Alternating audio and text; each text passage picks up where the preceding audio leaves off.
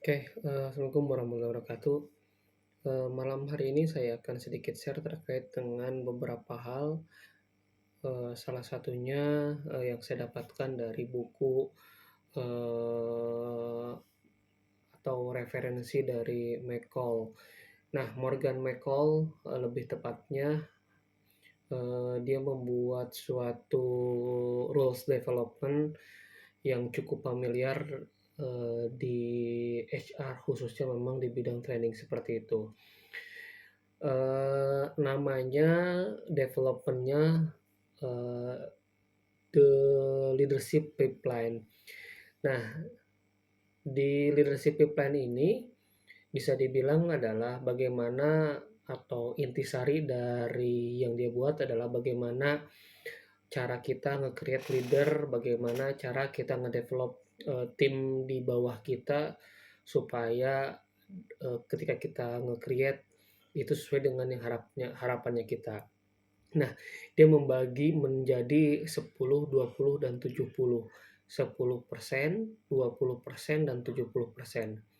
Jadi kalau kalau kita ambil 100%, berarti 10-nya ada di awal, 20-nya ada di tengah, dan 70-nya ada di belakang.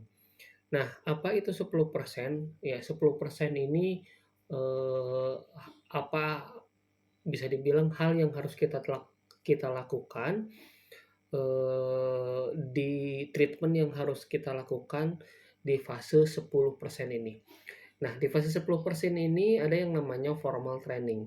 Jadi formal training ini ya lebih ke training-training event yang dia butuhkan, berisi, hard skill, soft skill, ataupun mungkin, karakter yang, kita harapkan kita delivery ke dia, seperti itu. Nah, kemudian, dia juga belajar sendiri atau disebut dengan self study dari buku, dari internet, dari manapun, yang intinya dia harus melakukan self study, belajar mandiri.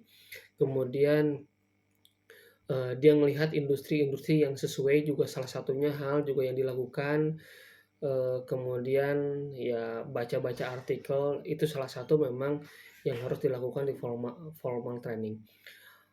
Setelah formal training selesai, langkah berikutnya adalah maju ke 20%. Nah, maju di 20% ini, erat kaitannya dengan fungsinya sebagai seorang leader untuk melakukan feedback dan coaching apa yang telah dilakukan.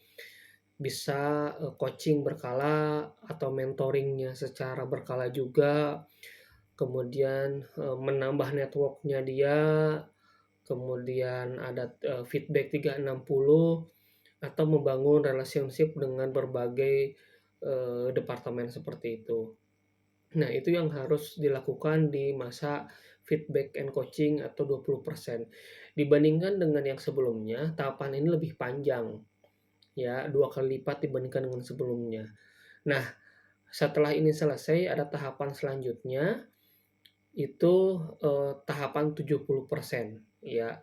Tadi 10%, sekarang 20%, yang ketiga adalah 70%. 70% ini adalah, apa yang Dika lakukan di masa 70% ini, di masa 70% ini, eee, para calon leader diberikan, eee, on job experience. Jadi pekerjaan atau diberikan experience-experience terkait dengan pekerjaan di masa yang akan datangnya, seperti itu. Dicoba di berbagai posisi, diminta mengerjakan apa yang, assignment-assignment, penugasan-penugasan yang kita minta.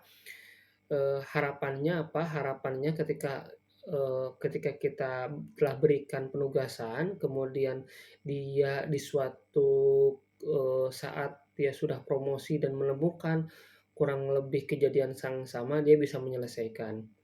Kemudian juga, bisa jadi, job shadowing, atau mendampingi beberapa senior, head-nya, beberapa manajernya untuk melihat aktivitas kesehariannya, kemudian membantu dalam proses, coaching, mentor yang ada di tim, dari atasannya, atau mungkin ada project-project yang dia berikan yang skopnya bisa jadi kecil, menengah, ataupun bahkan besar.